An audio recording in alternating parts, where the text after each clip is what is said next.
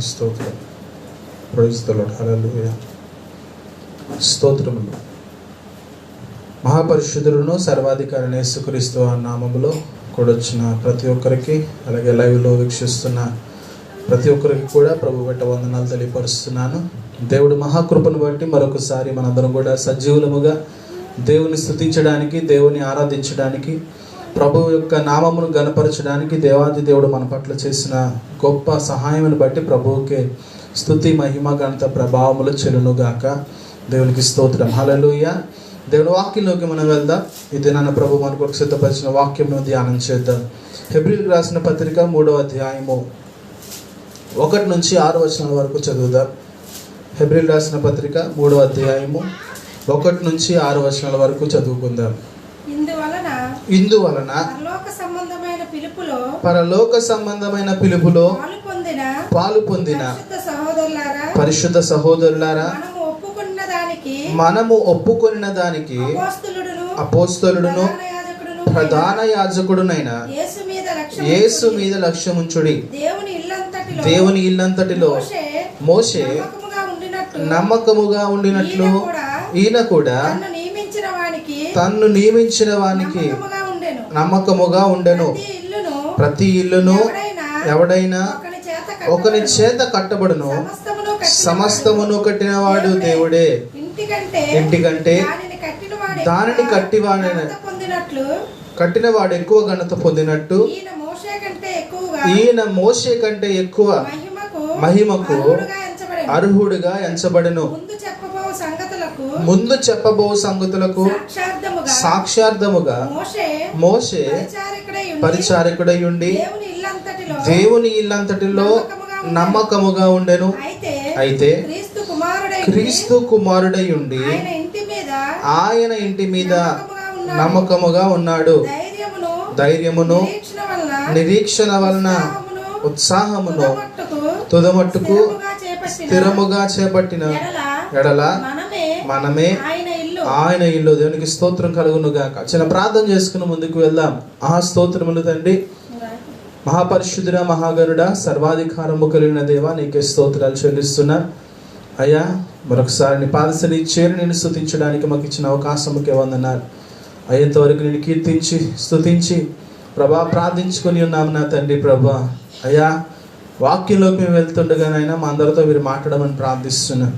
దేవా, సంఘముకు ఏదైతే ప్రభా మీరు తండ్రి దాచిపెట్టి ఉంచారో ఆ వర్తమానం ద్వారా మా అందరితో మాట్లాడండి. మానవ స్వరము, మానవ జ్ఞానమును పూర్తిగా మరుగుపరిచి నీ వాక్కుము చేత తండ్రి ప్రభా మమ్మల్ని అందరినీ కూడా బలపరచమని ప్రార్థిస్తున్నాం. పరిశుద్ధాత్ముడా, నీ ఆత్మ సహాయం మా మధ్యన దయచేయండి.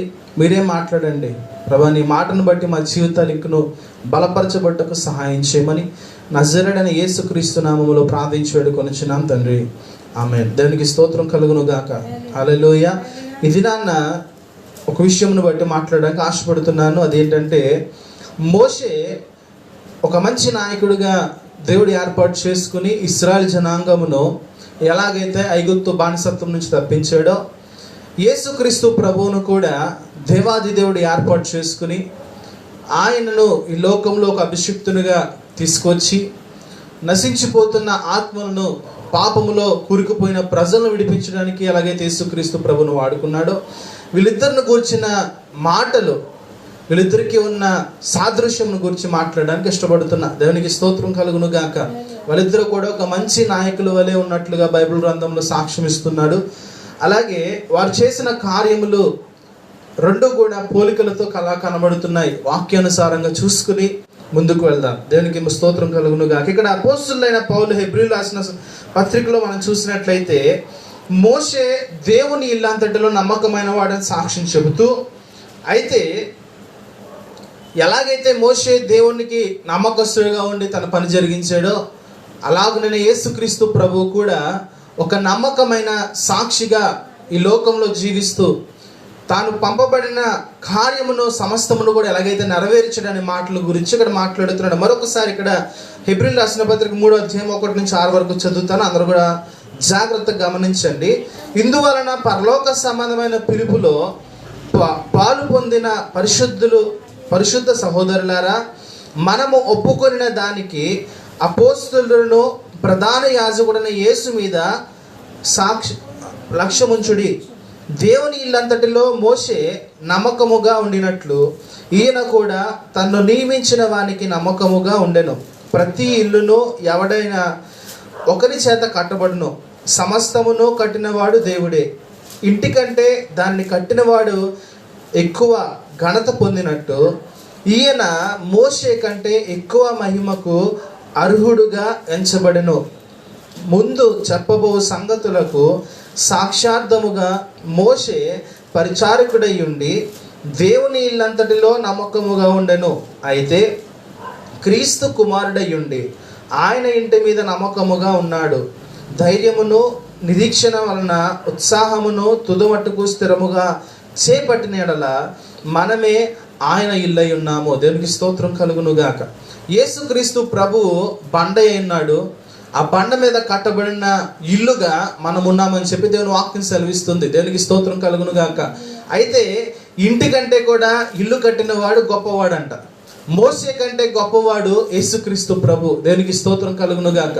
మోషే దేవుడు ఏదైతే తనకు ఆజ్ఞాపించాడో, తన ప్రజలను ఎలాగైతే సినాయి పర్వతం మీదకి తీసుకొచ్చి ఆయన కొరకు బలి అర్పణలు చేయాలని చెప్పి దేవుడు ఆశించాడో, మోషే దేవుడు చెప్పిన ప్రతి మాటను ప్రతి పనిని కూడా నెరవేర్చినట్లుగా బైబిల్ మనకు సెలవిస్తుంది. దేవునికి స్తోత్రం కలుగునుగాక.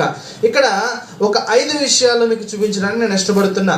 మోషే కాలంలో మోషే చేసిన క్రియలు, అలాగే యేసుక్రీస్తు ప్రభు కాలంలో యేసుక్రీస్తు చేసిన క్రియలు మీకు చూపించడానికి ఇష్టపడుతున్నా. మొట్టమొదటిగా మోషే జీవితాన్ని మనం చూసుకుంటే ఆ నిర్గమాకాండము 2వ అధ్యాయం 10వ వచనం ఒకసారి చదువుకుందా. నిర్గమాకాండము 2వ అధ్యాయము 10వ వచనం చదువుదాం. ఆ బిడ్డ పెద్దవాడైన తరువాత ఆమె ఫరో కుమార్తె యొద్దకు అతన్ని తీసుకుని వచ్చెను. అతడు ఆమెకు కుమారుడుగా ఉన్నాడు. ఆమె నీటిలో నుంచి ఇతన్ని తీసి తిని అని చెప్పి అతనికి మోషే అను పేరు పెట్టెను. దేవునికి స్తోత్రం కలుగునుగా. మోషే అనే పేరు అర్థం ఏంటంటే నీటిలో నుంచి తీయబడిన వాడు. దేవునికి స్తోత్రం. దేనిలో నుంచి అండి? నీటిలో నుంచి. మోషేకి ఆ పేరు పెట్టడానికి గల కారణం ఏంటంటే మోషేను నీటిలో నుంచి బయటికి తీసుకొచ్చి ఫరో కుమార్తెకు ఇచ్చారు కాబట్టి అతడు నీటిలో నుంచి తీయబడిన వాడు కనుక ఇతనికి మోషే అని పేరు పెట్టినట్టు బైబిల్ చెప్తుంది. అలాగే లూకాసు సువార్త 2వ అధ్యాయం 11వ వచనం మనం చూసినట్లయితే, లూకాసు సువార్త 2వ అధ్యాయము 11వ వచనం మనం చూసినప్పుడు అక్కడ ఇలాగ రాయబడి ఉన్నది. దావీదు పట్టణమందు నేడు రక్షకుడు మీ కొరకు పుట్టి ఉన్నాడు, ఈయన ప్రభు అయిన క్రీస్తు. దేవునికి స్తోత్రం కలుగునుగాక. యేసుక్రీస్తు ప్రభు పేరు పెట్టడానికి గల కారణం ఉంది ఒకటి. దేవునికి స్తోత్రం. క్రీస్తు అనగా కింద మనకు ఫుట్ నోట్ చూడగలిగితే క్రీస్తు అను శబ్దమునకు అభిషక్తుడు అని రాయబడిందండి. దేనికి స్తోత్రం కలుగునుగా. మోషేకు యేసుక్రీస్తు ప్రభువుకు ఉన్న సాదృశ్యం మనం చూడగలిగితే ఇక్కడ మోషే అనే పేరు ఎందుకు వచ్చిందంటే అతను నీటిలో నుంచి తీయబడిన వాడు. యేసుక్రీస్తు ప్రభువుకు క్రీస్తు అనే పేరు ఉంది. క్రీస్తు అనగా అర్థం ఏంటంటే అభిషక్తుడు. అభిషక్తుడు దేనికి? తన ప్రజలను వారి పాపము నుంచి తానే రక్షించును గనుక అతనికి క్రీస్తు అని పేరు పెడతారంటండి. రక్షించడానికి అభిషేకం కలిగిన వ్యక్తిగా యేసుక్రీస్తు ప్రభు ఈ లోకానికి రావడం మనం చూడగలుగుతున్నాం. దేనికి స్తోత్రం కలుగునుగాక. హల్లెలూయా. ఆయన ఆత్మ ద్వారా ఈ లోకంలో జన్మించాడు. పరిశుద్ధాత్మ మూలముగా మరియ గర్భమున జన్మించాడు. పరిశుద్ధాత్మ సాదృశ్యం ఒకటి కనబడుతుంది. నీరును పరిశుద్ధాత్మకు సాదృశ్యంగా పోలుస్తూ ఉంటారండి. దేనికి మహిమ కలుగునుగాక. మోషే నీటిలో నుంచి తీయబడిన వాడు. యేసుక్రీస్తు ప్రభు నీటి మూలముగా అనగా ఆయన పరిశుద్ధాత్మ మూలముగా ఆయన ఈ లోకంలో జన్మించిన వాడు కనుక అతనికి క్రీస్తు అని పేరు పెట్టారంట. దేవునికి స్తోత్రం కలుగునుగాక. రెండవదిగా మనం చూసుకుందాం, మోషే ఎలాగున తన జీవితమును తనకున్న ఐశ్వర్యాన్ని విడిచిపెట్టాడు దాని గురించి మనం చూద్దాం. హెబ్రీయులకు రాసిన పత్రిక 11వ అధ్యాయము 24 నుంచి 26 వరకు చదవండి. హెబ్రీయులకు రాసిన పత్రిక 11వ అధ్యాయము 24 నుంచి 26 వరకు.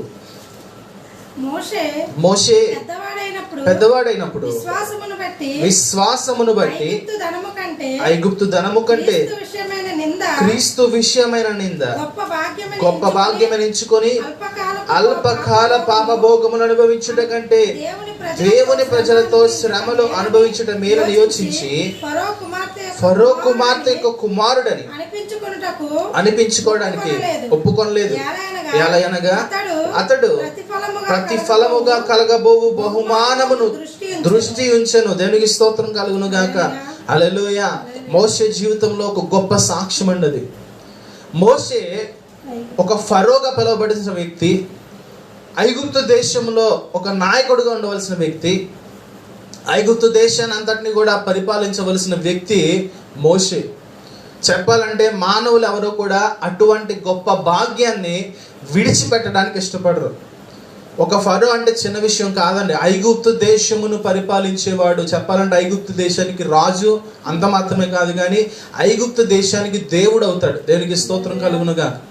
అయితే మోషే అతడు ఒక ఇశ్రాయేలీయుడు అని చెప్పి, హెబ్రీడ్ అని చెప్పి తెలుసుకున్న తర్వాత పెద్దవాడైనప్పుడు అతడు దేని గురించి ఆలోచన చేశాడంటే, తనకు రావాల్సిన పేరు ప్రతిష్టల కోసం ఆలోచన చేయలేదు, తనకు రావాల్సిన ఆస్తిపాస్తుల గురించి ఆలోచన చేయలేదు, తనకు వస్తున్న ఘనతను ఏమాత్రం కూడా లక్ష్య పెట్టలేదు. కానీ అతడు చేసిన పని ఏంటంటే, విశ్వాసమును బట్టి రాజాజ్ఞకు భయపడక 3 మాసములు అతన్ని దాచిపెట్టి, మోషే పెద్దవాడైనప్పుడు విశ్వాసమును బట్టి ఐగుప్తు ధనము కంటే క్రీస్తు విషయమైన నింద గొప్ప భాగ్యమని ఎంచుకున్నాడంటండి. దేనికి స్తోత్రం. దేవుని విషయమైన నింద అనుభవించడానికి గొప్ప భాగ్యం ఎంచుకున్నాడంట. మోషే చిన్న విషయాన్ని ఎంచుకోలేదు. మోషే ఏదో పేరు ప్రతిష్టలు వస్తుందని చెప్పి ఎంచుకోలేదు, కానీ తన కలిగి ఉన్న ప్రతీది కూడా విడిచిపెట్టి ఐశ్వర్యమును, ఘనతను, మహిమను, ప్రభావమును, సమస్తమును కూడా విడిచిపెట్టి క్రీస్తు విషయమైన నింద గొప్ప భాగ్యమని ఎంచుకొని అల్పకాల పాప భోగమును అనుభవించుట కంటే దేవుని ప్రజలతో శ్రమలు అనుభవించుట మేలని యోచించి ఫరో కుమార్తె యొక్క కుమారుడని అనిపించుకున్నటకు ఒప్పుకొనలేదు. ఎలయనగా అతడు ప్రతిఫలముగా కలగబోవు గొప్ప బహుమానమును దృష్టి ఉంచుకున్నాడంటండి. దేవునికి స్తోత్రం. దేవుడు మూలముగా వచ్చే శాశ్వతమైన బహుమానం మీద అతడు దృష్టి ఉంచాడు, కానీ ఈ లోకంలో అల్పకాల పాప భోగముల మీద అతడు దృష్టి ఉంచలేదు. దేవునికి స్తోత్రం. మోషే ఒక గొప్ప నాయకుడిగా మార్చబడడానికి ఇది ఒక లక్షణం అండి.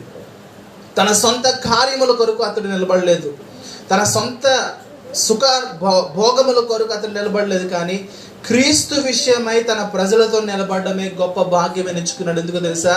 దేవుని కొరకు ఏదైతే విడిచిపెడుతున్నాడో దానికి 100 రెట్ల బహుమానము దేవుడు ఇస్తాడని చెప్పి మోషే తెలుసుకోగలిగాడు. దేవునికి మహిమ కలుగునుగా. ఈ లోకమైన సంపద, ఈ లోక సంబంధమైన ఐశ్వర్యము కొంతకాలానికి సంతోషం కలిగిస్తుంది, కానీ దేవుని దగ్గర ఉన్న శాశ్వతమైన సంతోషము, శాశ్వతమైన ఐశ్వర్యము ఒకటి ఉందని, అది నిత్యము కూడా మనల్ని దేవుని రాజ్యంలో సంతోషపరుస్తుందని చెప్పి మోషే ఎరిగిన వాడే తనకు కలిగి ఉన్నదంతటిని కూడా పక్కకు తోసిపెట్టి దేవుని కొరకు నిలబడడం నేర్చుకున్నాడు. దేవునికి స్తోత్రం కలుగును గాక. అంత మాత్రమే కాదండి, యేసుక్రీస్తు ప్రభు కూడా అటువంటి కార్యం చేసినట్టు బైబిల్ సెలవిస్తుంది. 2వ కొరింథీయులకు రాసిన పత్రిక 8వ అధ్యాయము 9వ వచనం చదువుకుందాం. 2వ కొరింథీయులకు రాసిన పత్రిక 8వ అధ్యాయం 9వ వచనము. మీరు మన ప్రభు అయిన యేసుక్రీస్తు కృపను ఎరుగుదురు కదా. ఆయన ధనవంతుడయ్యుండి మీరు తన దారిద్రము వలన ధనవంతులు కావాలనని మీ నిమిత్తము దరిద్రుడాయను. దేవునికి స్తోత్రం కలుగును గాక. ఇక్కడ యేసుక్రీస్తు ప్రభువుని గురించి అపోస్తలుడైన పౌలు సాక్ష్యం ఇస్తున్నాడు. ఏంటంటే ఆయన ధనవంతుడండి. దేవాది దేవుడు తన మహిమను విడిచిపెట్టకుండా ఉంటే ఆయన గొప్ప ధనవంతుడు. ఎందుకంటే సర్వ సంపదలు ఆయన యందు గుప్తములై ఉండను వాక్యం సెలవిస్తుంది. ఐశ్వర్యం నాదే కదా, ధనము నాదే కదా, సర్వభూమియు నాదే కదా అని సెలవిచ్చిన దేవాది దేవుడు నీ నిమిత్తము నువ్వు దరిద్రుడిగా ఉన్నావని, నీ పాప జీవితమును బట్టి నువ్వు నశించిపోయావని చెప్పి ఆయన ధనవంతుడిగా వచ్చి మనల్ని రక్షించడానికి ఇష్టపడలేదు, కానీ ఆయన తన ఐశ్వర్యం అంతటిని కూడా విడిచిపెట్టి తన దారిద్రతను ఈ లోకంలో మన కొరకు ధరించుకుని వచ్చాడు ఆయన. దేవునికి స్తోత్రం కలుగును గాక. మరొకసారి మాట చదువుతాం చూడండి. ఆయన ధనవంతుడై ఉండి మీరు తన దారిద్రము వలన ధనవంతులు కావాలని మీ నిమిత్తం దరిద్రుడయ్యాడు. దేవునికి స్తోత్రం. ఏమండి, మనం ధనవంతులు కావాలని ఎవరు చేయగలుగుతారన్నటువంటి త్యాగం. మనం ధనవంతులు. ఇక్కడ మోషే గురించి ఆలోచన చేయగలిగితే మోషే కూడా అదే చేశాడు. కాకపోతే రాబో బహుమానమును దృష్టి ఉంచుకుని చేశాడు. దేవునికి స్తోత్రం కలుగును గాక. యేసుక్రీస్తు ప్రభువుకు రాబోయే బహుమానం ఏంటో తెలుసా? దారిద్రుడిగా మార్చబడడమే.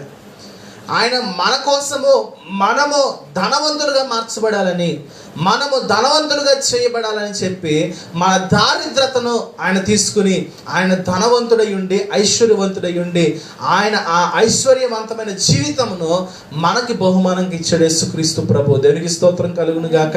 ఇందాక అపోస్తలులైన పౌలు హెబ్రీయులకు రాసిన పత్రికలో మాట్లాడే ఒక మాట, ఆయన మోషే కంటే కూడా గొప్పవాడై ఉన్నాడు. దేవునికి స్తోత్రం కలుగును గాక. నిజమే, మన యేసుక్రీస్తు ప్రభు అందరికంటే ఉన్నతమైన వాడు, అందరికంటే శ్రేష్ఠుడు. ఎందుకంటే మనము పొందవలసిన శిక్షణ అంతటిని కూడా ఆయన మీద వేసుకున్నాడండి. దేవునికి స్తోత్రం కలుగును గాక.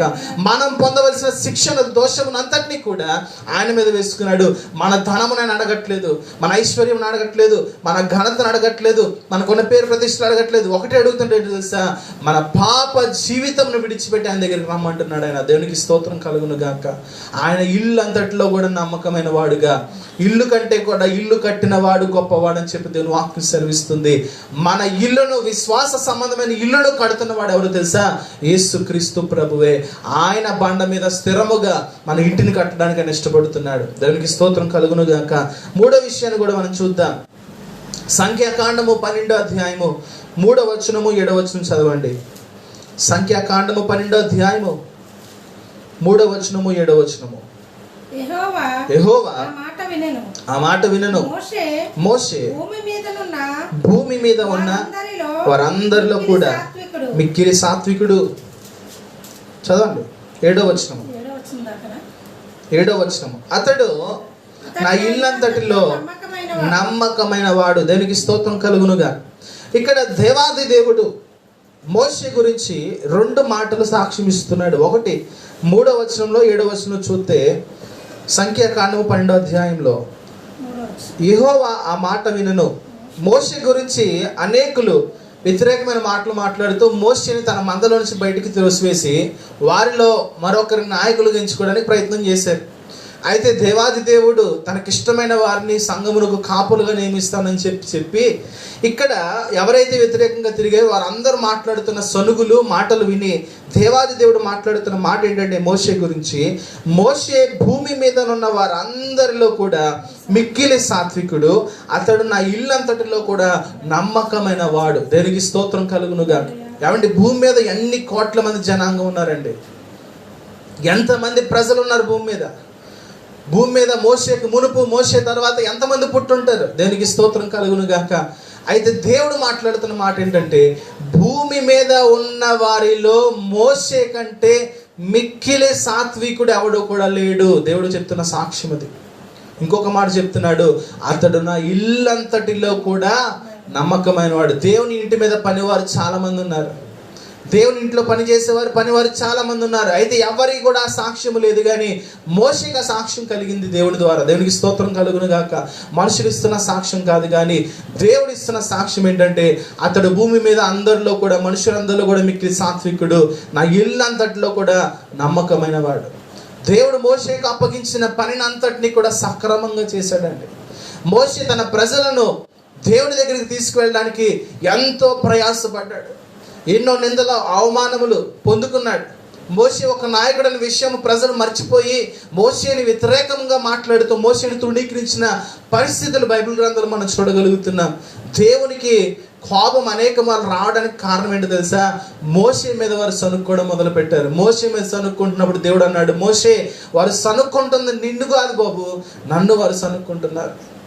నా మహిమను నేను చేసిన కార్యంలో వారు మర్చిపోయి నీ మీద సనుక్కుంటున్నారు కదా, ఇదిగో వారిని నేను హతమారుస్తానని చెప్పి దేవుడు కోపగించినప్పుడు మోషే ఏం చేశాడు తెలుసా అండి? వేసి ప్రభా, అయ్యా ప్రభా వారిని చంపేయని చెప్పి బతిమనాడలేదు, కానీ ఒకటే అన్నాడు, ప్రభా నువ్వు వారిని ఐగుప్తు దేశం నుంచి తీసుకొచ్చింది అరణ్య మార్గంలో చంపడానిక కాదు కదా, వారిని నీ రాజ్యమును తీసుకువెళ్ళు ప్రభా, వారిని ప్రభా నిత్యము నీతో పాటు ఉంచుకో ప్రభా, వారిని క్షమించు, వారి యొక్క నిర్లక్ష్య స్వభావాన్ని క్షమించు, వారి యొక్క తిరుగుబాటుతనాన్ని క్షమించి చెప్పి మోసే ప్రార్థన చేసినప్పుడు మోసే ప్రార్థనను దేవుడు ఆలకించేవాడు అండి. దేవునికి స్తోత్రం కలుగునుగా. అందుకే దేవుడే మోసే గురించి సాక్ష్యం చెప్తున్నాడు, అతడు భూమి మీద చాలా మిక్కిలి సాత్వికుడు, అలాగే నా ఇల్లంతట్లో కూడా నమ్మకమైన వాడు. దేవునికి స్తోత్రం. యేసుక్రీస్తు ప్రభు గురించి కూడా దేవుడు ఒక సాక్ష్యం మాట్లాడుతున్నాడు. మత్తయి సువార్త 3:17 మనం చూడగలిగితే, మత్తయి సువార్త 3:17 మరియు ఇదిగో ఈయనే నా ప్రియ కుమారుడు, ఈయన యందు నేను ఆనందించుచున్నానని ఒక శబ్దము ఆకాశము నుండి వచ్చెను. దేవునికి స్తోత్రం కలుగునుగా. యేసుక్రీస్తు ప్రభు యోహాను చేత బాప్తిసం ఇచ్చి యోహాను చేత బాప్తిసం తీసుకోవడానికి వెళ్తున్నప్పుడు ఆయన ఆ యోహాను చేత బాప్తిసం తీసుకున్న తర్వాత ఆకాశం నుంచి ఒక పావురము ఆయన మీద వ్రాలినప్పుడు ఆకాశంతో ఒక శబ్దం వినబడిందంటే ఏ శబ్దం అది? దేవుడు మాట్లాడుతున్న శబ్దం. ఈయన నా ప్రియ కుమారుడు, ఈయన యందు నేను ఆనందించుచున్నాను. దేవునికి స్తోత్రం. ఒక విషయం మనం ఆలోచన చేయగలిగితే, మోషే పరిచర్య చివరికి వచ్చినప్పుడు మోషేని గూర్చి దేవుడు సాక్ష్యం చెప్తున్నాడు. యేసుక్రీస్తు ప్రభు పరిచర్య ఇంకా ప్రారంభించలేదండి.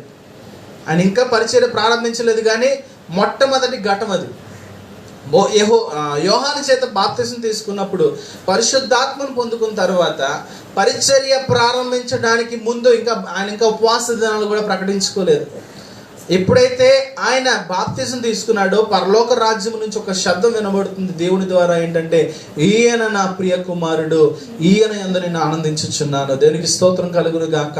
ఆనాడు మోషే పరిచర్య కాలంలో దేవుడిచ్చిన సాక్ష్యమే యేసుక్రీస్తు ప్రభు పరిచర్య ప్రారంభించక ముందే ఆయనను గూర్చి తెలుసు కనుక ఆయనను గూర్చిన సాక్ష్యం దేవుడు మాట్లాడుతున్నాడు. దేవునికి స్తోత్రం కలుగును గాక. హల్లెలూయా. ఆయన ఈ లోకములకు పంపబడిన అభిషక్తుడు, దేవుని ద్వారా ఈ లోకమునకు పంపబడిన అభిషక్తుడు యేసుక్రీస్తు ప్రభు. దేవునికి స్తోత్రం కలుగును గాక. ఇంకొక సాక్ష్యం కూడా మనం చూసుకుందాం. 4వదిగా నిర్గమకాండము 3:9-10 చదువుకుందాం. నిర్గమకాండము 3:9-10.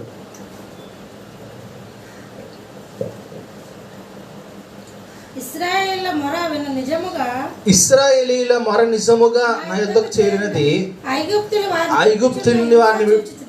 ఐగుప్తీయులు వారిని పెట్టుచున్న హింస చూచితిని. కాగా రమ్ము, నిన్ను ఫరో యొద్దకు పంపెదను. ఇశ్రాయేలీయులైన నా ప్రజలను నీవు ఐగుప్తు నుండి తోడుకుని పోవలెను. దేనికి స్తోత్రం కలుగును గాక. హల్లెలూయా. ఐగుప్తీయులందరూ కూడా ఇశ్రాయేలీలందరూ కూడా ఐగుప్తు దేశంలో ఫరో దగ్గర బానిసలుగా ఉన్నారు. అయితే ఈ బానిసత్వము చాలా కఠినంగా మార్చబడింది. కఠినమైన శ్రమలు, కఠినమైన ఆంక్షల చేత వారు జీవిస్తున్నారు, కానీ వారి జీవితాలు సమస్యలిపోయినాయి. అప్పుడు వీరు ఏం చేస్తున్నారంటే, అబ్రహాం, ఇస్సాకుల, యాకోబుల దేవుడు మనకంటూ ఒక దేవుడు ఉన్నాడు కదా, వారి వైపు మనం చూద్దాం, ఆ దేవుడికి మనం ప్రార్థన చేద్దామని చెప్పి మొర పెడతాం మొదలు పెట్టారంటండి. దేవునికి స్తోత్రం కలుగును గాక. హల్లెలూయా. 420 సంవత్సరాల దగ్గరగా వీరు అక్కడ శ్రమలు అనుభవిస్తూ ఉన్నప్పుడు దేవుడు వారి మొరను ఆలకించి, మోషే 40 సంవత్సరాలు ఐగుప్తు దేశంలో ఫరో కుమార్తె దగ్గర కుమారుడిగా బ్రతుకుతూ వచ్చిన ఈ మోషే 40 సంవత్సరముల తర్వాత అతడు అరణ్య మార్గములో ఒంటరిగా తన మామయ్య ఇత్రో దగ్గర గొర్రెలు కాసుకుంటూ జీవిస్తూ ఉండేవాడు. 40 నుంచి 80 సంవత్సరాల వరకు గొర్రెలు కాసుకునే జీవితంలో అతను ఉన్నాడు. అయితే 80 సంవత్సరం అయిన తర్వాత దేవుడు మోషేతో సీనాయి పర్వతం మీద మాట్లాడాడండి. దేవునికి స్తోత్రం కలుగును గాక. ఏం మాట్లాడుతున్నాడంటే, ఇదిగో నా ప్రజలు ఐగుప్తు దేశంలో పెడుతున్న మొర నా దగ్గరికి చేరింది కనుక నీవు ఫరో దగ్గరికి వెళ్ళి నా ప్రజలను విడిపించుకునిరా అని చెప్పి దేవుడు మాట్లాడుతున్నాడు. దేవునికి స్తోత్రం కలుగును గాక. మోషేని ఏర్పాటు చేసింది దేనికంటే, బానిసత్వంలో ఉన్న ఇశ్రాయేలీయులను ఐగుప్తు దేశంలో ఫరో రాజు దగ్గర నుంచి, ఆ బంధకముల నుంచి, ఆ బానిసత్వం నుంచి విడిపించడానికి మోషేని దేవుడు ఏర్పాటు చేసుకున్నాడు. దేవునికి స్తోత్రం కలుగును గాక. అదే రీతిగా యేసుక్రీస్తు గురించి మనం చదవగలిగితే మత్తయి సువార్త 1:21 కూడా మనం చదువుకుందాం. మత్తయి సువార్త 1:21.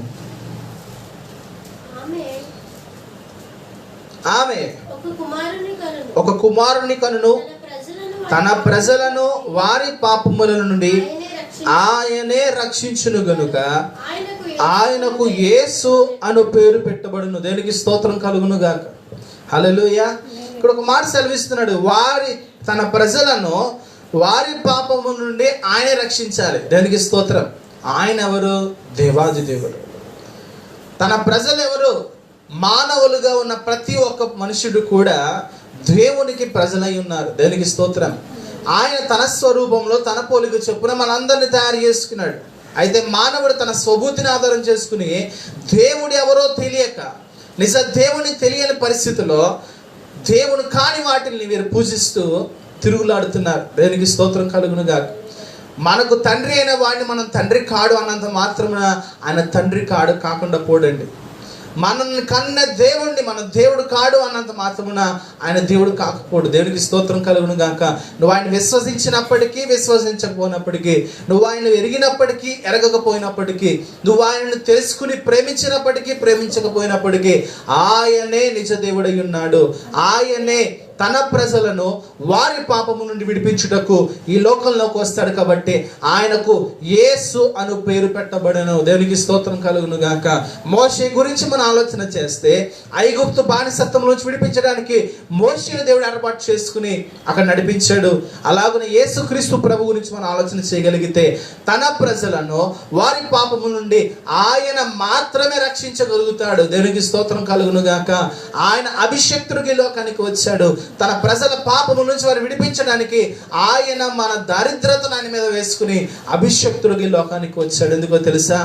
మనలను ధనవంతులుగా చేయడానికి, మనలను ఐశ్వర్యవంతులుగా చేయడానికి, మనలను నిత్య రాజ్యంలో దేవునితో పాటు మనం కూర్చుని ఆనందించడానికి, నిత్య నరకాగ్ని నుంచి తప్పించడానికి యేసుక్రీస్తు ప్రభు లోకానికి పంపబడ్డాడు. దేనికి స్తోత్రం కలుగును గాక. హల్లెలూయా. ఇంకొక మాట కూడా మనం చూసుకుందాం. నిర్గమకాండము 20 అధ్యాయం అంతా మనం చూడగలిగితే అందులో ఒక మాట మనం చూసుకుందాం. మొత్తం అంతా వద్దు కానీ, నిర్గమకాండము 20 అధ్యాయం మనం చూడగలిగితే, దేవుడు తన ప్రజలను ఒక నిబంధనలో నడిపించడానికి ఇష్టపడుతున్నారు. అప్పటి వరకు ప్రజలకు నిబంధన లేదు, ఆజ్ఞలు ఏమీ లేవు. వారి ఇష్టానుసారంగా జీవిస్తూ వచ్చేవారు. అయితే దేవుడు తన ప్రజలు పరిశుద్ధులుగా ఉండాలని, దేవుడు తన ప్రజలు తన పోలికలో జీవించాలి, తనకు వలె ఉండాలి అని చెప్పి దేవుడు కొన్ని నిబంధనలు, కొన్ని ఆంక్షలు, కొన్ని ఆజ్ఞలు ఈ 20 అధ్యాయముల నుంచి ఇవ్వడం మొదలు పెట్టాడు. దానికి స్తోత్రం కలుగును గాక. మనకు తెలిసినదే, నీ దేవుడిని యెహోవాను నేనే, నేను తప్ప వేరొక దేవుడు నీకు ఉండకూడదు. పైన ఆకాశం అందే కానీ, కింద భూమి అందే కానీ, భూమి కింద నేల అందే కానీ, దేని రూపమునైనను దేని యొక్క పోలికనైనా దేనికి మీరు చేసి దాన్ని మీరు సాగిల పడకూడదు, పూజించకూడదు అని చెప్పి దేవుడు మాట్లాడుతున్నాడు. నీ దేవుడని యెహోవా రోషము గల దేవుడు అని చెప్పి మాట్లాడుతున్నాడు. నీ తల్లిదండ్రులను సన్మానించమంటున్నాడు. అలాగే వ్యభిచారం చేయొద్దు, దొంగతనం చేయొద్దు, పొరుగు వాడిది ఆశించొద్దు, ఆయన పరిశుద్ధ నామమును మీరు నిర్లక్ష్యపరచొద్దు అని చెప్పి ఇలా ఆజ్ఞలు ఇచ్చుకుంటూ దేవుడు వచ్చాడండి. దీని అంటాం మనం పాత నిబంధన. ఇశ్రాయేలు జనాంగముకు దేవుడిచ్చిన నిబంధనలు, ఆజ్ఞలు అని చెప్పి మనం మాట్లాడతాం. దేవునికి స్తోత్రం కలుగునుగా. అయితే ఇశ్రాయేలు జనాంగంను మనం చూస్తే దేవుడిచ్చిన ఆజ్ఞలను వారు ఖచ్చితంగా నెరవేర్చగలిగారా అని మనం ఆలోచన చేయగలిగితే, వారు మోషే ద్వారా చెప్పబడిన ఈ నిబంధనను వారు మీరి ఉన్నారండి. ఏదైతే దేవుడు చేయొద్దు అన్నాడో వారు ఆ పనులు చేసుకుంటూ వచ్చి దేవునికి వారు కోపం తెప్పించిన వారై ఉన్నారు. దేవునికి స్తోత్రం కలుగునుగా. మోషే ఇచ్చిన ఆజ్ఞలు మనన్నీ కూడా చూడగలిగితే న్యాయవంతమైన ఆజ్ఞలండి. ఒక మనుషుడు పరిశుద్ధంగా జీవించడానికి కావలసిన ఆజ్ఞలన్నీ కూడా దేవుడు మోషే ద్వారా ఇచ్చి ఉన్నాడు. దేవునికి స్తోత్రం కలుగునుగా. మోషే ద్వారా ఎలాగైతే దేవుడు ఆజ్ఞలు ఇచ్చాడో, నిబంధన ఇచ్చాడో, యేసుక్రీస్తు ప్రభు ద్వారా కూడా ఆయన ఒక నిబంధన మనకి ఇచ్చాడు. చదువుకుందాం. అది కూడా యోహాను సువార్త 13వ అధ్యాయము 34వ వచనం మనం చూద్దాం. యోహాను సువార్త 13వ అధ్యాయము 34వ వచనము చదవండి ఎవరైనా.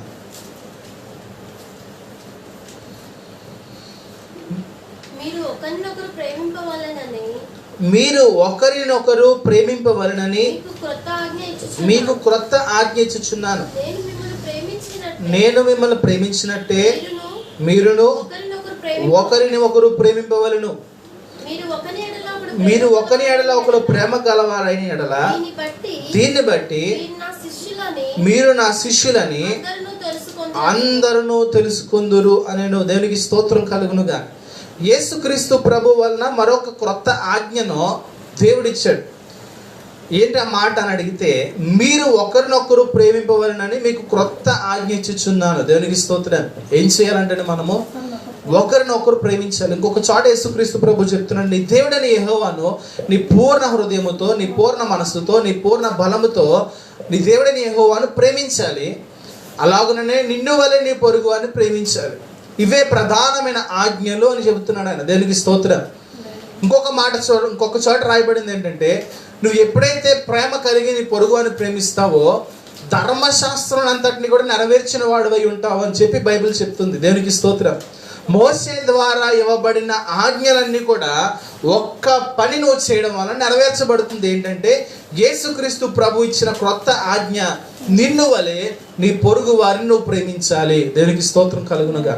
పాత నిబంధనలో ఈ ప్రేమను గురించి మాటలు మనం చూడలేం, కానీ ఒకరినొకరు ప్రేమించుకోండి అనే మాట మనం చూడలేవు. కానీ యేసుక్రీస్తు ప్రభు ఈ లోకంలోకి వచ్చిన తర్వాత దేవుని ప్రేమను ఆయన ఎలాగైతే కనుపరిచి తనను హింసించిన వారిని, దూషించిన వారిని, అవమానపరిచిన వారిని, చంపిన వారిని, గాయపరిచిన వారిని ఎలాగైతే యేసుక్రీస్తు ప్రభు తిరిగి ప్రేమించాడో, తన శిష్యులుగా నువ్వు నేను ఉండాలి అన్న, తన పిల్లలుగా, దేవుని పిల్లలుగా నువ్వు నేను ఉండాలి అంటే మన నుంచి కూడా దేవుడు కోరుకుంటుంది. మనకిస్తున్న ఆజ్ఞ ఏంటంటే, నిన్ను వలె నీ పొరుగు వారిని ప్రేమించాలి.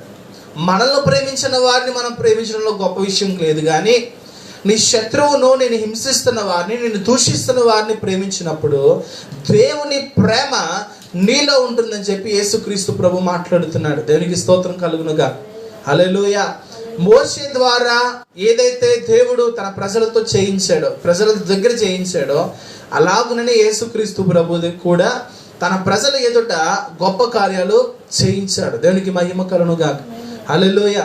ఇక్కడ మనం చూడగలిగితే మోషే, యేసుక్రీస్తు ప్రభు ఆయా కాలములలో ఒక క్రొత్త నిబంధనను తన ప్రజల ద్వారా దేవుడు నడిపించాడు. తన ప్రజలను దేవుడు వారి ద్వారా నడిపించాడు. ఇంకొక విషయం చూడగలిగితే వారిద్దరూ కూడా దేవుని చిత్తాన్ని నెరవేర్చిన వారుగా మనం చూడగలుగుతున్నాం. దేవునికి స్తోత్రం కలుగునుగా.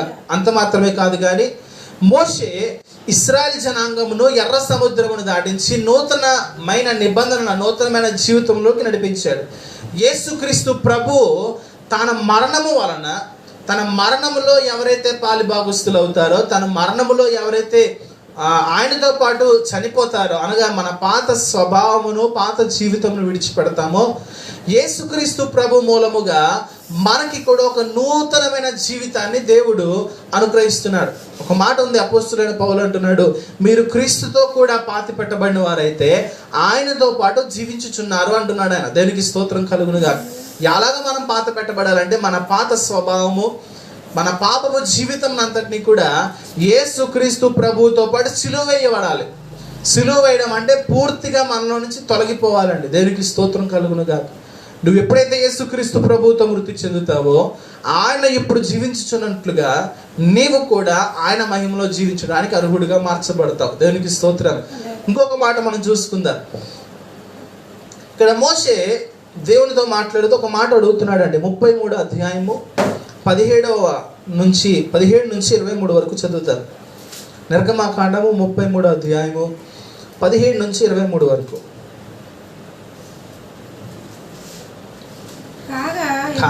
కాగా యెహోవా, నీవు చెప్పిన మాట చొప్పున చేస్తాను. నీ మీద నాకు కటాక్షం కలిగింది. నీ పేరును బట్టి నేను ఎరుగుదునని మోషేతో దేవుడు చెప్పగా, అతడు దయచేసి నీ మహిమను నాకు చూపుము అనగా, ఆయన నా మంచితనమంతయు నీ ఎదుట కనపరుస్తాను. యెహోవా అను నామమును నీ ఎదుట ప్రకటిస్తాను. నేను కరుణించిన వాని కరుణించదను, ఎవని యందు కనికరపడదునో వాని యందు కనికరపడదును నేను. మరియు ఆయన, నీవు నా ముఖమును చూడజాలవు. నేను ఏ నరుడును నన్ను చూచి బ్రతుకడు అనెను. మరియు యెహోవా ఇదిగో నా సమీపమున ఒక స్థలం ఉంది, నీవు ఆ బండ మీద నిలవబడు, నా మహిమ నిన్ను దాటి వెళ్ళుచుండగా ఆ బండ సందులో నుంచి ఉంచి నిన్ను దాటి వెళ్ళు వరకు నా చేతితో నిన్ను కప్పుతాను. నేను ఆ చెయ్యి తీసిన తరువాత నా వెనుక పార్శ్వమును చూచెదవు, కానీ నా ముఖము నీకు కనబడదని మోషేతో చెప్పాడు. దేవునికి స్తోత్రం కలుగునుగా. మోషేని బట్టి దేవుడు ఎంతో సంతోషిస్తున్నాడు అండి. మాట్లాడుతున్నాడు దేవుడు మోషేతోటి, ఇదిగో మోషే, నీ పేరును బట్టి నేను నిన్ను ఎరిగి ఉన్నానయ్యా. మోషే, నా మంచితనం అంతటిని కూడా నీకు కనుపరుస్తానయ్యా. మోషే, నా గొప్ప అంతటిని కూడా నీకు చూపిస్తా. నా యెహోవా అనే నామమును నీకు బయలుపరుస్తున్నాను. దేవునికి స్తోత్రం కలుగునుగా. ఇంకొక మాట చెప్తున్నాడు మోషే, అడుగుతున్నాడు దేవునితోటి, అయ్యా ఒక్కసారి నాయన నిన్ను చూసే భాగ్యం దయచే. ఏమండి, ఇప్పుడు దాకా మోషే దేవుని చూడలేదా అంటే చూడలేదు. దేవుడు తన మహిమ స్వరము ద్వారా కనబడడం తెలుసు, కానీ మోషేకి దేవుడు ఎంత ప్రేమ కలిగిన వాడు, ఎంత గొప్ప దేవుడు, ఇంతగా మనుషులు ప్రేమిస్తున్న దేవుడిని ఒక్కసారి చూడాలని కోరిక మోషేకి అనిపించింది అంటాడు. అయితే మోషే అడుగుతున్నాడు, అయ్యా ఇన్ని మాటలు నాకు చెప్తున్నావు, ఎంతగా నన్ను ప్రేమిస్తున్నావు, నీ మంచితనాన్ని చూపించావు, నీ గొప్పతనాన్ని చూపించావు, అయితే ఒక్కసారి నేను చూడాలని ఆశ కలుగుతుంది ప్రభు అని చెప్పి మోషే దేవునితో బతిమాలుకుంటున్నాడండి. అయితే దేవుని యొక్క నియమము ఎవరి దగ్గర కూడా మార్చబడదు. ఎందుకంటే ఆయన మహిమా ప్రభావములు, కోటి సూర్యుల కాంతి తేజస్సు కలిగిన దేవాది దేవుడు, ఆయన మహిమను ఎవరన్నా చూడడానికి ప్రయత్నం చేస్తే ఎవరు కూడా బ్రతకలేరు అంటాడు. ఎందుకంటే యెషయా గ్రంథంలో మనం చూడగలుగుతాం 7వ అధ్యాయంలో, కెరూపులు సెరుపుల మధ్యన ఆయన మహాసింహాసనం మీద ఆసీనుడై ఉన్నప్పుడు దేవదూతలు 2 రెక్కలతో తమ కళ్ళను, తన ముఖాలను 2 రెక్కలతో తమ శరీరాన్ని అంతటిని కప్పుకొని 2 రెక్కలు ఎగురుతూ యెహోవా పరిశుద్ధుడు పరిశుద్ధుడు పరిశుద్ధుడు అని గానములు చేస్తూ ఉన్నాయి. ఎందుకో దేవదూతలు తమ ముఖమును మూసుకున్నాయంటే దేవాది దేవుని యొక్క గొప్ప మహిమను దేవదూతల సైతం కూడా చూడడానికి ప్రయత్నం చేయవు. ఎందుకంటే అంత ఉన్నతమైన వెలుగు చూచినప్పుడు అవే భయపడతాయి అంటండి. దేవునికి స్తోత్రం కనుక దేవదూతలే భయపడతారంట దేవుని ఉన్నతమైన మహిమను చూడడానికి. మోషే అదే అడుగుతున్నాడు, అయ్యా నీ ముఖాన్ని చూసే భాగ్యాన్ని దయచే, నీ ముఖ దర్శనమును నాకు దయచే, నేను చూసే భాగ్యమును దయచే. ఈ మనుషులు ఏ బొమ్మలు వేసుకుంటున్నారు ప్రభా, ఇదిగో దేవుడు ఎలాగున్నాడు, దేవుడు అలాగున్నాడు అని చెప్పి వారు బొమ్మలు వేసుకుంటున్నారు ప్రభా, నువ్వు ఇలాగుంటావేమో ఒకసారి చూడాలనిపిస్తుంది అంటే అని అంటున్నాడు మోషే, నువ్వు నన్ను చూడలేవు, ఏ నరుడు కూడా నన్ను చూచి ఉండలేదు, ఎవడైనా చూస్తే ఆ మనుషుడు బ్రతికి ఉండలేడు, బ్రతికిన వాడు ఎవడో కూడా నన్ను చూడలేడు. అయితే నువ్వు అడుగుతున్నావు కదా, ఇదిగో నీకు ఒక స్థలాన్ని చూపిస్తాను, ఒక బండ మధ్యలో ఉండు, బండ సందులో నుంచి నేను దాటిపోతాను, బండ సందులో నువ్వు ఉండు, నేను దాటిపోతా, అయితే నా హస్తాన్ని నీకు అడ్డుగా పెడుతున్నాను. దేవునికి స్తోత్రం కలుగును గాక. ఎందుకో తెలుసండి, ఆ మహిమ వెలుగు చూస్తే మోసే చచ్చిపోతాడు. అక్కడ ఆ గొప్ప వెలుగును చూసినప్పుడు మోసే అక్కడ చచ్చిపోతాడు. కాబట్టి దేవుడు తన హస్తమును అడ్డుగా పెట్టి మోషేని దాటి వెళ్ళిపోయిన తర్వాత అంటున్నాడు, నా హస్తాన్ని తీసివేస్తా, నువ్వు నా వెనుక పార్శ్వమును చూడగలుగుతావు అన్నాడు దేవుడు. దేవునికి స్తోత్రం కలుగును గాక. అలాగూ చూసిన మోషే ఆ మహిమ అంతటిని కూడా మోషేలోకి ప్రభావంగా వెళ్ళిపోయిందండి. దేవునికి స్తోత్రం కలుగునుగా. అయితే మోషే దేవుని చూశాడు కానీ దేవుడు ముఖ దర్శనం చేసుకోలేకపోయాడు. మోషే కోరికను తీర్చడానికి దేవుడు ఒక పని చేశాడు. పరలోక రాజ్యంలోకి వెళ్ళాక దేవుడిని చూడొచ్చు అనుకుంటామేమో, కానీ ఆయన మహిమ గొప్ప వెలుగు ప్రభావమును ఆ మనుషుడు ఎవరో కూడా తట్టుకోలేడు. దేవదూతలే తమ రెక్కలు మూసుకుంటున్నారంటే పూర్తి మహిమను మనుషుడు ఎలా చూడగలుగుతాడు? దేవుడు తన మహిమను తగ్గించుకుని మనం కనబడడానికి ఇష్టపడతాడేమో, కానీ పూర్తి మహిమను మనం చూసే శక్తి మానవుడికి లేదు. అయితే మోషే దేవుని ముఖ దర్శనాన్ని ఒక చోట చేసుకున్నాడండి. ఆ విషయాన్ని మీకు చూపించి నేను ముగిస్తాను. మత్తయి సువార్త 17వ అధ్యాయము 1 నుంచి 8 వచనాలు మనం చూసుకుందాం. మత్తయి సువార్త 17వ అధ్యాయము 1 నుంచి 8 వచనాలు. 6 దినములైన తరువాత యేసు పేతురును యాకోబును అతని సహోదరుడైన యోహానును వెంట పెట్టుకొని ఎత్తైన ఒక కొండ మీదకి ఏకాంతముగా పోయి వారి ఎదుట రూపాంతరము పొందెను. ఆయన ముఖము సూర్యుని వలె ప్రకాశించెను. ఆయన వస్త్రములు వెలుగువలే తెల్లని వాయను. ఇదిగో మోషేయు ఏలియాయు వారికి కనబడి ఆయనతో మాట్లాడుచుండిరి. అప్పుడు పేతురు, ప్రభువా, మనం ఎక్కడ ఉండుట మంచిది? నీకు ఇష్టమైతే ఇక్కడ నీకొకటియు, మోషేకొకటియు, ఏలియాకొకటియు 3 పర్ణశాలలు కట్టుదామని యేసుతో చెప్పాను. అతడు ఇంకనూ మాట్లాడుచుండగా ఇదిగో ప్రకాశమైన ఒక మేఘము వారిని కమ్ముకొనెను. ఇదిగో ఈయన నా ప్రియ కుమారుడు, ఈయన అందరిని ఆనందించుచున్నాను, ఈయన మాట వినుడని ఒక శబ్దము ఆ మేఘము నుండి పుట్టెను.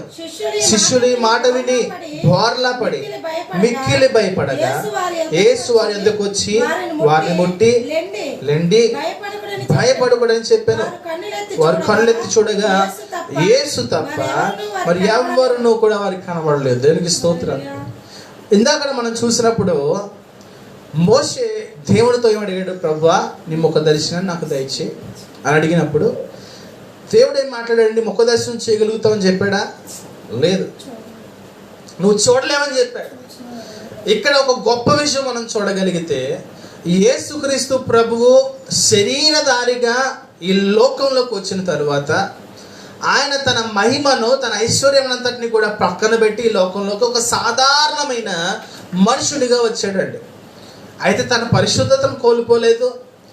మానవుని వలె ఉండడానికి ఇష్టపడ్డాడు, కానీ మానవుడు చేస్తున్నట్లుగా పాప సంబంధమైన జీవితాన్ని ఆయన జీవించలేదు.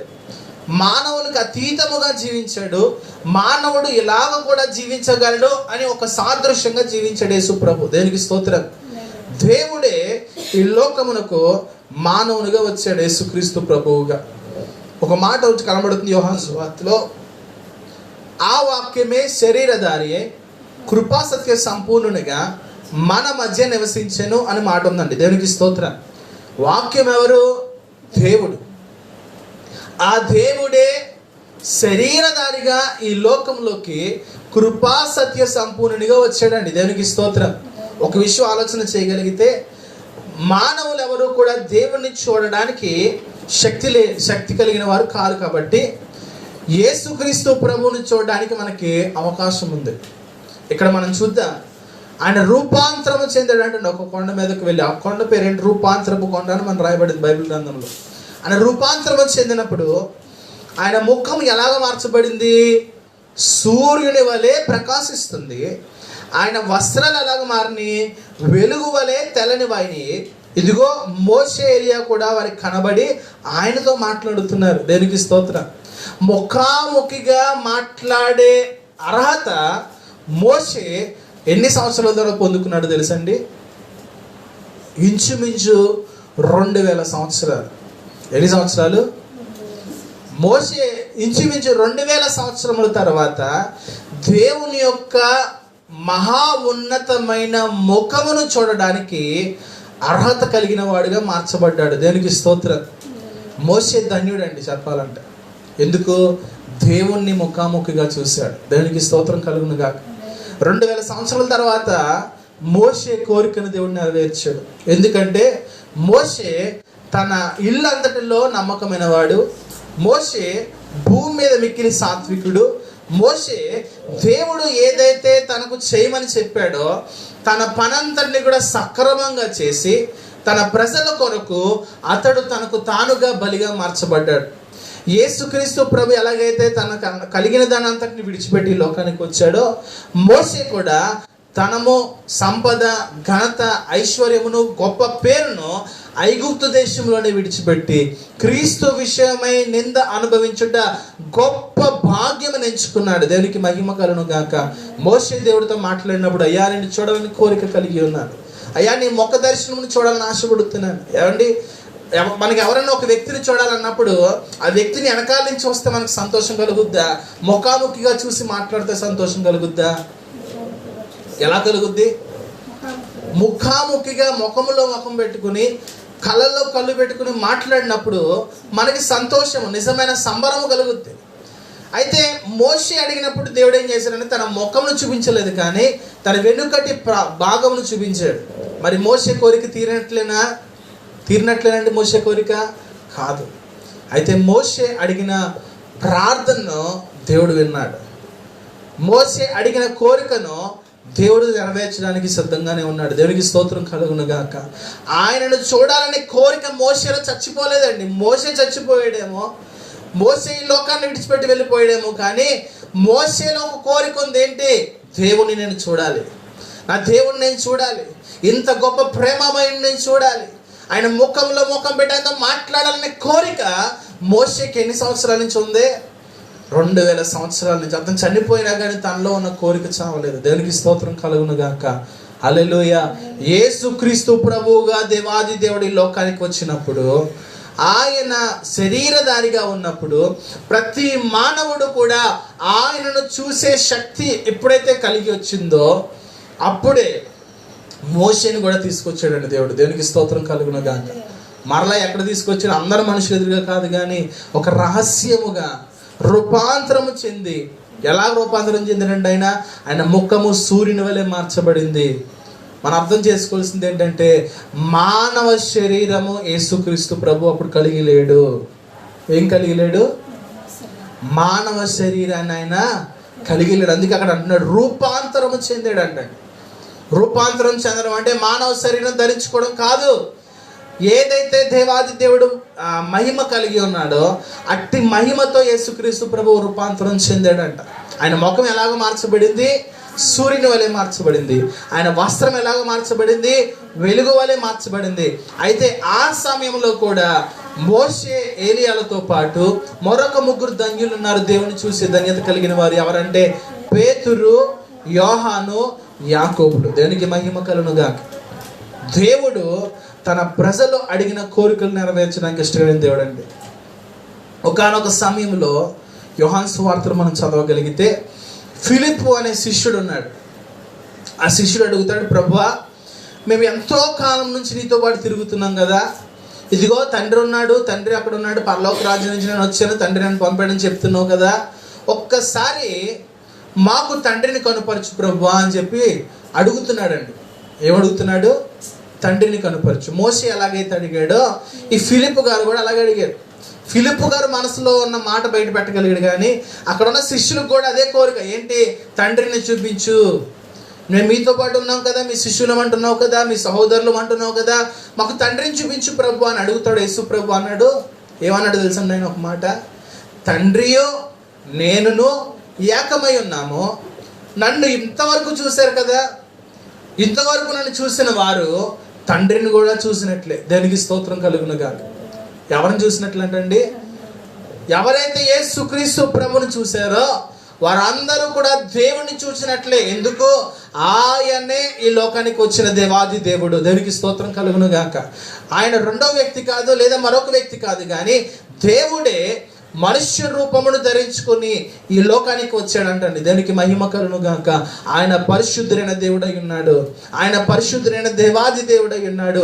మహామహిమతో ప్రభావముతో నింపబడిన దేవాది దేవుడు ఈ లోకంలో తండ్రి చిత్తమును నెరవేర్చడానికి ఉండి సమస్తమును కూడా నెరవేర్చి తన ప్రాణం అర్పించి తాను మరణం నుంచి తిరిగి లేచి పునరుద్ధానుడై పరలోక రాజ్యమునకు చేర్చబడ్డాడు. అన్నిటి మీద అధికారము కలిగిన వాడుగా ఉన్నాడు. దేనికి స్తోత్రం కలుగును గాక.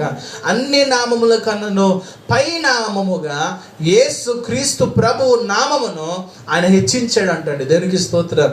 హల్లెలూయా. ఎందుకో తెలుసా? మోషే ఎలాగైతే తన కలిగిన దాన్ని అంతటిని విడిచిపెట్టి దేవుని కొరకు నిలబడ్డాడో యేసుక్రీస్తు ప్రభువు కూడా ఆయన ఒక ఉన్నతమైన దేవుడై ఉండి తాను దేవునిగా ఈ లోకానికి రావడానికి ఇష్టపడలేదు, కానీ ఒక మనుష్య కుమారునిగా ఈ లోకానికి వచ్చి తన దైవత్వాన్ని అంతటిని కూడా ప్రక్కన పెట్టి ఒక మనుషుడిగా జీవిస్తూ మానవుల దరిద్రతను ఆయన మీద వేసుకుని మానవుల శాపమును పాపమును అతిక్రమములన్నీ కూడా ఆయన మీద వేసుకుని ప్రజలను ఆ వారి పాపల నుంచి విడిపించాడు కాబట్టి, ఆయన తండ్రి చిత్తం నెరవేర్చాడు కాబట్టి, ఆయన సమస్తమును కూడా ఏదైతే దేవుని చిత్తంలో ఉందో సమస్తమును కూడా నెరవేర్చాడు కాబట్టి ఆయన అన్నిటికంటే కూడా పైగా ఉన్నవాడిగా ఉన్నాడు. ఇక్కడ అందుకే హెబ్రీయులకు రాసిన పత్రిక 3:1-6 మనం చూసినప్పుడు అపోస్తలుడైన పౌలు యేసుక్రీస్తు ప్రభువు గురించి మాట్లాడుతున్నాడు. ఏం మాట్లాడుతున్నాడు? దేవాలయం కంటే కూడా గొప్పవాడని చెప్పి యేసు ప్రభు చెప్పాడు కదా. యోనా కంటే గొప్పవాడని చెప్పి యేసు ప్రభు చెప్పాడు కదా. ఇదిగో సొలొమోను వంటి జ్ఞానవంతుడి కంటే గొప్పవాడని యేసు ప్రభు చెప్పాడు కదా. ఇదిగో ఇంకొక మాట నేను చెప్తున్నాను.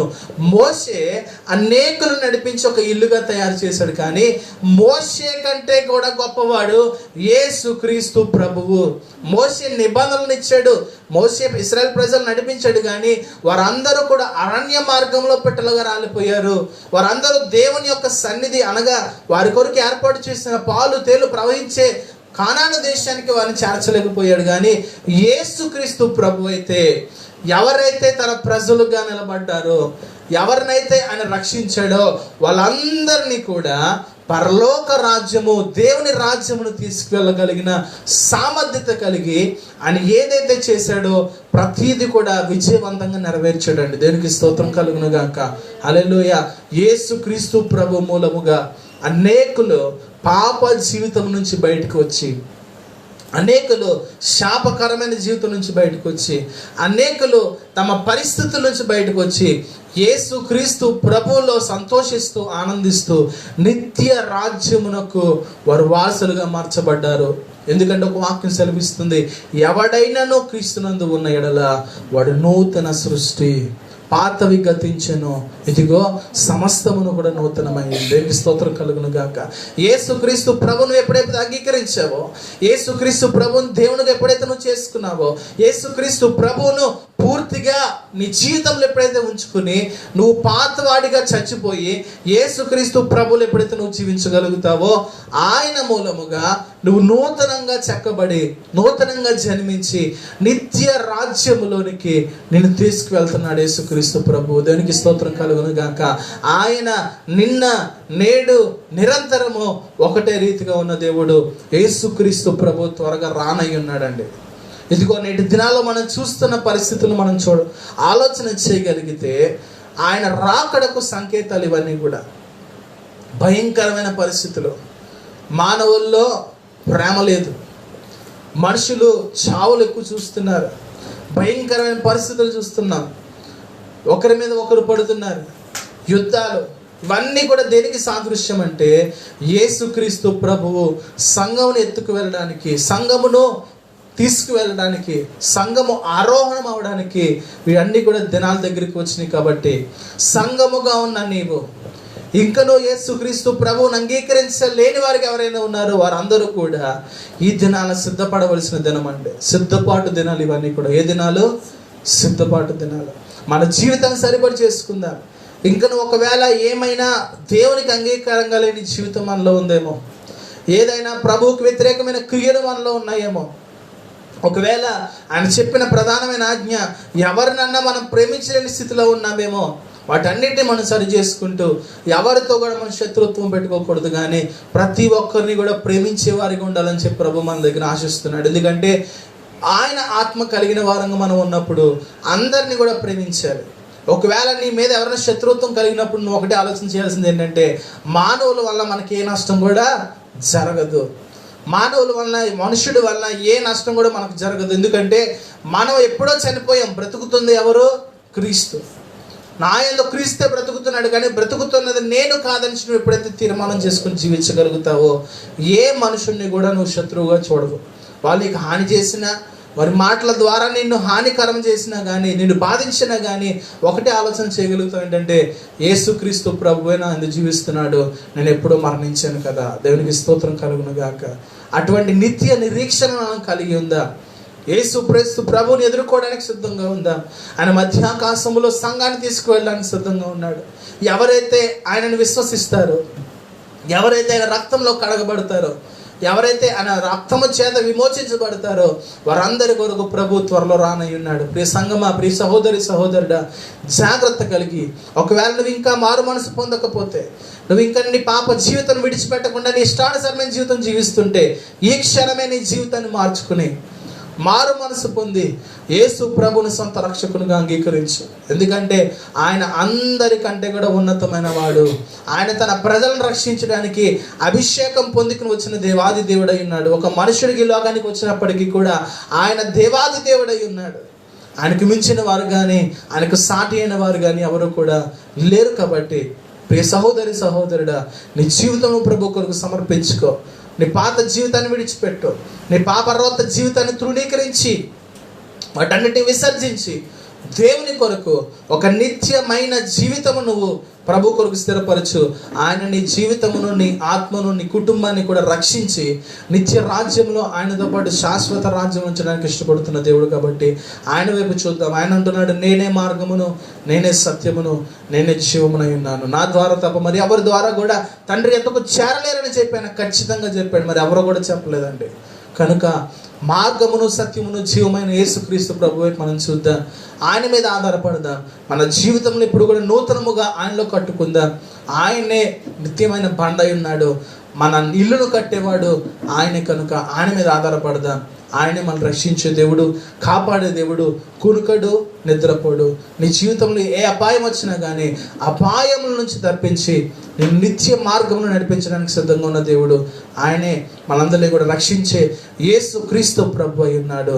ప్రతి ఒక్కరి మీద ఆయన కృప, కాపుదల ఆయన రాకడ పర్యంతం వరకు తోడయుండి నడిపించే సంఘాన్ని ఆశీర్వదించునుగాక. ఆమె. అందరూ కూడా కళ్ళు మూసుకోండి, ప్రార్థన చేసుకుని ఆశీర్వాదాలు తీసుకుందాం. స్తోత్రములు నాయన, మహాపరిశుద్ధుడ, మహాగణుడ, సర్వాధికారము కలిగిన యేసయ్యా నీకు స్తోత్రములు. ప్రభువా, ఈ దినాన మోషే జీవితమును నైనా మీరు మాకు బయలుపరిచారు. అయ్యా, మోషే తను జీవించిన 120 సంవత్సరములలో 3 భాగములుగా చూసుకుంటే ప్రభువా, అయ్యా ఫరో దగ్గర జీవించాడు, మరొక భాగమునైనా తన మామ దగ్గర దీవించాడు. ఆఖరి 80 నుంచి 120 సంవత్సరాలు ప్రభువా నీ ప్రజలను నాయన కనాను దేశమును చేర్చడానికి 40 సంవత్సరములు ఇశ్రాయేలు ప్రజలతో ప్రభా ఎన్నో శ్రమలు, నిందలు, అవమానములు పొందుకుంటూ వ్యతిరేకతలు అనుభవిస్తూ అయ్యా నీ కొరకు ఓర్పు కలిగి ఉన్నాడు ప్రభా. అయితే మోషేకి మీరు ఒక సాక్ష్యం ఇచ్చారు అయ్యా. అయ్యా అతడు భూమి అంతట్లో కూడా మిక్కిలి సాత్వికుడు, నా ఇల్లంతట్లో కూడా నమ్మకమైన వాడని చెప్పారు నాయన. ప్రభా ఒక మంచి నాయకుడిని ప్రభా మోషేగా ప్రభా అతన్ని మీరు నియమించి ప్రభా తండ్రి ఇశ్రాయేలు ప్రజలు నడిపించారు తండ్రి. ఒక మంచి నాయకుడిని, ఒక సాక్ష్యం దినాన్ని మాకు నేర్పించారు. అంత మాత్రమే కాదు అయ్యా పరిశుద్ధుడా, నీవు మానవునికి లోకానికి వచ్చి ప్రభా ఎలాగైతే మోషే ఇశ్రాయేలు జనాంగమును తన పాప స్థితి నుంచి, ఐగుప్తు దేశం నుంచి తప్పించాడో అలాగే మీరు కూడా నాయన మీ ప్రజలైన మమ్మల్ని రక్షించడానికి మానవునిగా ఈ లోకానికి వచ్చి మా పాప స్థితి నుంచి నాయన మమ్మల్ని రక్షించి నీలో నూతనంగా జన్మించడానికి మాకు ఇచ్చిన ఈ గొప్ప అవకాశాన్ని బట్టి నీకు వందనాలు. ఎవడైనా నువ్వు క్రీస్తునందు ఉన్న ఎడల వాడు నూతన సృష్టి అని వాక్యం సెలవిస్తుంది నాయన. అయ్యా ఎవడైనా నీతి మూలముగాను ఆత్మ మూలముగాను జన్మిస్తేనే కానీ అతడు పరలోక రాజ్యము చేరలేడని వాక్యం సెలవిస్తుంది. అయితే మమ్మల్ని నీటి మూలముగా ఆత్మ మూలముగానైనా మీలో జన్మించడానికి మాకు ఇచ్చిన అవకాశం బట్టి నీకు వందనాలు చెల్లిస్తున్నాను. అలాగే ఇంకా అనేక మంది జనులు ఉన్నారు ప్రభు. అయ్యా ఈ అంచు కాలంలో నీ రాకడ అతి సమీపంగా ఉన్న సమయంలో చాలామంది ప్రజలు నిన్ను తెలుసుకోలేని వారు ఉన్నారు నాయన. వారి కొరకు మేము ప్రార్థిస్తున్నాం, విజ్ఞాపన చేస్తున్నాం. అయ్యా మా కుటుంబీకులలో, మా బంధుమిత్రుల్లో ఇంకా అనేక మంది ఉన్నారు. వారందరి కొరకు నీ సన్నిధిలో విజ్ఞాపన చేస్తున్నాం నాయన. అయ్యా వారందరూ కూడా నేను తెలుసుకోవడానికి సహాయం చేయండి, నీ ప్రేమను తెలుసుకోవడానికి సహాయం దయచేయండి. అయ్యా ప్రభా నిజమైన దేవుడు నిన్ను వారు గ్రహించి ప్రభా వారి పాప స్థితిని విడిచిపెట్టి నీలో నూతనంగా జన్మించడానికి సహాయం చేయండి. అయ్యా హాస్పిటల్లో అనేక మంది పడి ఉన్నారు నాయన. నీ గాయపడిన హస్తంతో ప్రభా బిడ్డలను మీరు లేవనెత్తని స్వస్థపరచండి. అయ్యా మరణాలు వారి కుటుంబాల మీద ఏలుబాటు చేయకుండా ప్రభా మరణపు రోగములను మీరు కొట్టివేమని ప్రార్థిస్తున్నాం నాయన. అయ్యా నీవు మాత్రమే ఆ మరణం నుంచి తప్పించగల దేవుడు. దయతో నీ కృప చూపించి ఇశ్రాయేలు జనాంగం మీద ఎలాగైతే నీ ఉగ్రత మీరు తాళుకొని ప్రభా తప్పించారో నేటి దినాల్లో ప్రభా నీ ఉగ్రత నుంచి ప్రభా నీ ప్రజలను రక్షించి వారికి మరి ఒక అవకాశాన్ని ఇవ్వండి ప్రభా. నీవే నిజమైన దేవుడు వారు తెలుసుకోవడానికి ఒక అవకాశం ఇవ్వండి. మూర్ఖపు స్వభావాన్ని తొలగించండి. అపవాది కలిగిస్తున్న గుడ్డితనాన్ని తీసివేసి అయా ప్రభువా నీ గొప్ప వెలుగును వారు చూచినట్లుగా ప్రభువా వారి హృదయాలు మార్చమని ప్రార్థిస్తున్నాం. నీ వాక్యం సెలవిస్తుంది, తండ్రి ఎవరినైతే ఆకర్షిస్తారో వారన్నా ఎద్దుకు వస్తారన్నారు కదా ప్రభువా. తండ్రి నువ్వు వారిని ఆకర్షించండి, నీ ఆకర్షణలో వారి నుంచి ప్రభువా రక్షించమని ప్రార్థిస్తున్నాం. అలాగే సంఘాన్ని కూడా జ్ఞాపకం చేసుకోండి ప్రభా. సంఘం చుట్టూ అగ్ని కొంచెం దయచేయండి. ఏ కుటుంబము కూడా ప్రభా కీడులో పడిపోకుండా అయ్యా మరలా మేము అందరం కలిసి నీ మందిరంలో నిన్ను ఆరాధించుకునే వరకు ప్రతి కుటుంబం చుట్టూ యేసు నామములో కంచు దయచేయండి ప్రభా. నీ కాపుదల దయచేయండి. ప్రతి ఒక్క క్రైస్తవ కుటుంబమునైనా అవిశ్వాసంలో పడిపోకుండా, పాపం స్థితిలో పడిపోకుండా, పరిశుద్ధతలోనైనా తండ్రి మరి ఎక్కువగా విశ్వాసంలో మరి ఎక్కువగా జాగ్రత్త కలిగి జీవించడానికి ప్రభా నీ సహాయం దయచేయమని ప్రార్థిస్తున్నాం. సంఘాన్ని దీవించండి, బలపరచండి. రాకడ పర్యంతం వరకు మమ్మల్ని అందరినీ కూడా సిద్ధపరచండి. ఎవరైతే ప్రభా అనారోగ్యంతో ఉన్నారో వారందరినీ కూడా యేసు నామములో స్వస్థపరచమని ప్రార్థిస్తున్నాం. లేవనెత్తని విడుదల దయచేయండి ప్రభా. నీ రాకడ ఆలస్యమైతే మరలా మేమందరము కలిసి మరి ఎక్కువగా జాగ్రత్త కలిగి భక్తిలోను, విశ్వాసంలోను, ప్రార్థనలోను ఎక్కువగా మేము ఎదగడానికి మాకు సహాయం దయచేయమని ప్రభా. ఇంతవరకు లైవ్ ద్వారా ఎంతమంది అయితే వాక్యాన్ని విన్నారో, ప్రార్థనలో ఏకీభవించారు, ప్రతి కుటుంబాన్ని కూడా మీరు దీవించి ఆశీర్వదించి నీ గొప్ప కాపుదల రక్షణ కంచు ఆ కుటుంబాలకు దయచేసి ప్రతి బిడ్డను కూడా మీరు రక్షించే సహాయం చేయండి. ఈ వాక్యము ప్రతి ఒక్కరి వినికల్లో దీవించి ఫలభరితంగా ఉండడానికి సహాయం చేయండి, ఆశీర్వదించమని నజరేయుడైన యేసుక్రీస్తు నామములో ప్రార్థించి వేడుకొనుచున్నాను తండ్రి, ఆమేన్. ఆశీర్వాదాలు తీసుకుందాం. మహాపరిశుద్ధుడును, మహాగణుడును, సర్వాధికారియు, సర్వశక్తిమంతుడైన మన ప్రభువైన యేసుక్రీస్తు వారి యొక్క ప్రేమయు, కృపయు, సమాధానం కూడొచ్చిన జనులకును, లోకంలో సకల పరిశుద్ధులకు, లైవ్ ద్వారా వీక్షిస్తున్న ప్రతి కుటుంబానికి కూడా సదాకాలము తోడే నడిపించును గాక. ఆమేన్. యేసు రక్తమే చేయం, ప్రభు యేసు రక్తమే చేయం, ప్రభు యేసు నామమున సంపూర్ణ విజయం కలుగును గాక. ఆమేన్. ఆమేన్. అందరికీ వందనాలండి. దేవుడు మహాకృప అందరికీ తోడే నడిపించును గాక. ఆమేన్.